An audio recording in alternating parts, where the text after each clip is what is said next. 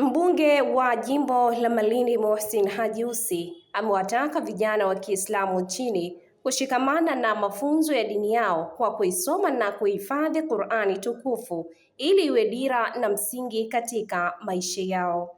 Ameyasema hayo katika mashindano ya tatu ya skuli ya Haile Selassie wilaya mjini yaliyoshirikisha skuli 8 za Unguja ikiwemo skuli ya Haile Selassie, Hurumzi, Tumekuja, Dr. Ali Muhammad Shein, Abudu Jumbe, Hasnu Makame na Bimbela.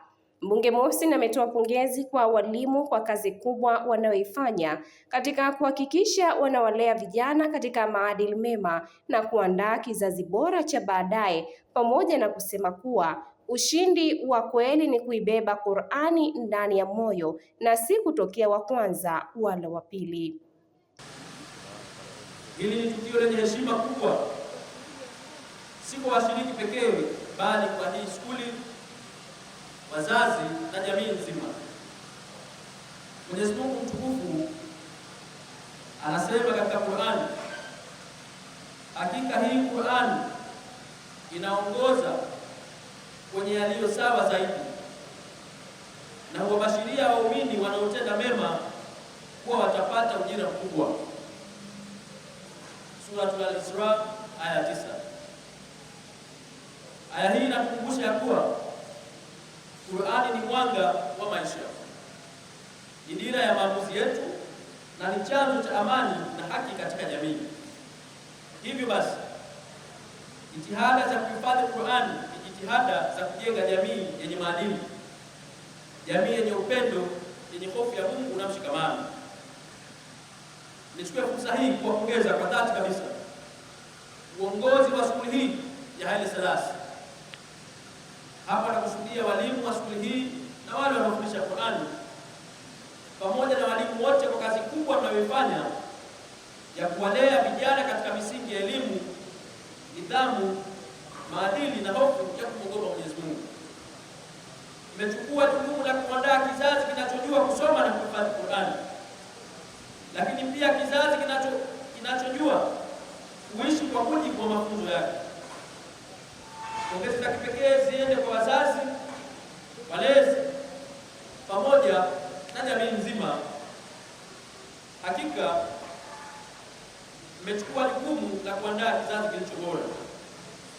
Mmewekeza sio tu katika elimu ya kusoma Qur'ani, bali katika elimu ya maisha ya hapo akhera, maisha ambayo ni maisha ya Bwana Mtume Muhammad sallallahu alaihi wasallam.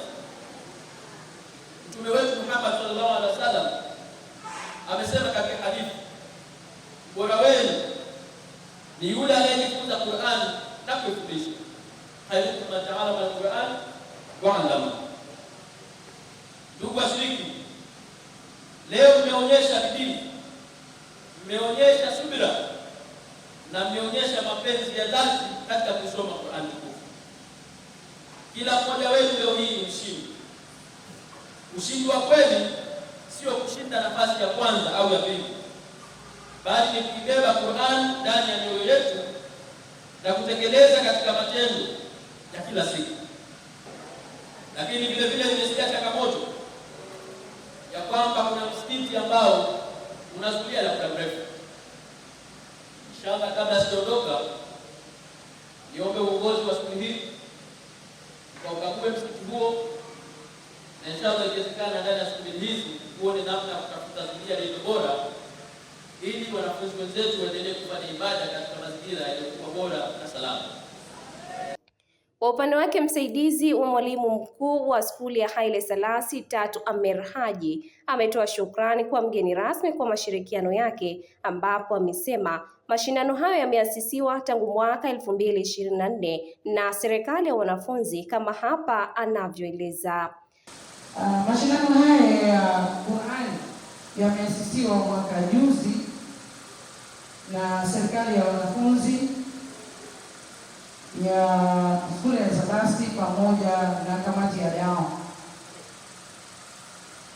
Na kwa vile jambo hili sio baya, ni zuri na lina tija duniani na mbele ya Allah, basi tukaona hili jambo halina budi kuendelezwa. na tunaliendeleza kwa namna hiyo hiyo ya kutembeza kofia, kwamba tunachangia wenyewe kile ambacho tunachokipata, ndio tunasema kwamba shughuli yetu itasimama namna hii, lakini hatujaacha wala hatujafikiria kukosa kufanya, labda kwa sababu tu hatuna mfadhili. Mashindano ya mwaka huu tunashukuru tumepata washiriki 35. Miongoni mwao tuna wanawake 20 na wanaume 15, lakini vile vile kutokana na mashirikiano mazuri ambayo tunao na skuli wenzetu, tuna wenyeji skuli ya Sadasi ambao wameshiriki 23 na wageni 12 kutoka skuli nyingine. Na vile vile kwa vile skuli ya Sadasi ni skuli mjumuisho, tunao wanafunzi wa mahitaji maalum, basi miongoni mwa washiriki wa tahfidhul Qur'an tunao wenzetu wasio na wawili wa kike. Takbir! Hii ni chachu kwetu, ni chachu kwetu. Tuna macho mawili, tunaiona Qur'ani, tunaisoma Qur'ani na pengine hatujaweza kuhifadhi.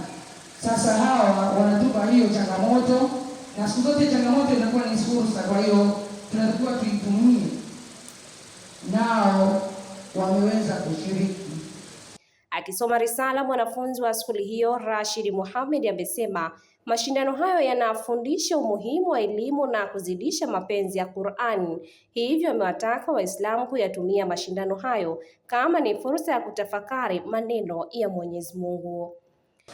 Mashindano haya ya tahfidhul Qur'an yanatufundisha umuhimu wa elimu na juhudi katika kutafuta ujuzi, lakini zaidi ya yote yanatuongezea mapenzi yetu kwa Qur'an.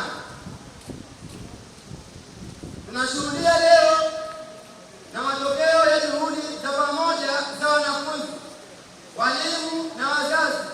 Mashindano haya siyo tu ushindani, bali pia ni fursa na kutafakari, kujiimarisha na kufahamu zaidi neno la Mwenyezi Mungu. Katika sura Al-Alaq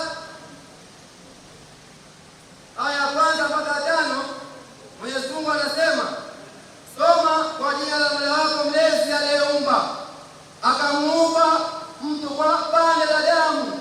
Soma na Mola wako ndiye mkarimu zaidi, aliyefundisha kwa kalamu na akafundisha wanadamu asiyajua. Aya hizi zinafundisha umuhimu wa elimu na kujitahidi katika kujifunza. Katika mashindano haya tunashindana na kujifunza, tunafuata amri ya Mwenyezi Mungu na kutafuta maarifa na elimu. لو يعلم الذين كفروا حين لا يكفون عن وجوههم النار ولا عن ظهورهم ولا هم ينصرون. Kupanga kote la nne, mshindi wetu wa mwanzo tunakuwa ni Furaina Omar Muhammad kutoka skuli ya Sadasi, ana jumla ya alama 99.25. Takbir! Mtazamaji, hii ni Zantime, usisahau kusubscribe.